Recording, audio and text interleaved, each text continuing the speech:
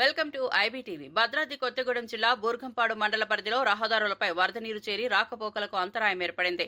ఈ నేపథ్యంలో తహసీల్దార్ Prasad, MPTO Jamalareddy, SI Medaprasad వరద ప్రాంతాలను పర్యవేక్షించారు. జిల్లా కలెక్టర్ జితేష్ పాటిల్ ఆదేశాల మేరకు అన్ని శాఖల అధికారులు సంయుక్తంగా పర్యవేక్షణ చేస్తున్నారు.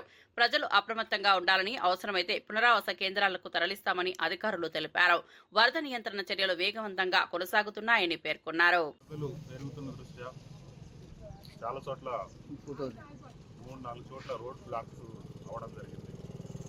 స్వయంగా మేము మండల టీం, నేను ఎంపీడీఓ గారు, ఎస్ఎస్ఓ గారు, సంబంధిత కార్యదర్శులు, మిగిలిన సిబ్బంది అందరూ కూడా అన్ని చోట్ల పబ్లిక్ని అలర్ట్ చేయడం జరుగుతుంది.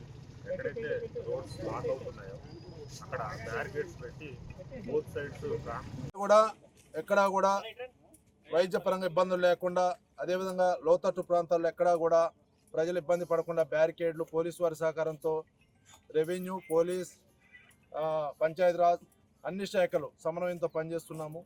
ఇప్పుడు ప్రస్తుతం 51 అడుగుల వద్ద గోదావరి ప్రవహిస్తుంది.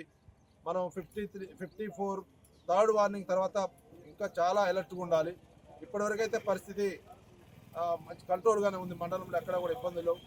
మేము ఈ ఏరియాలని తిరగడం జరుగుతుంది.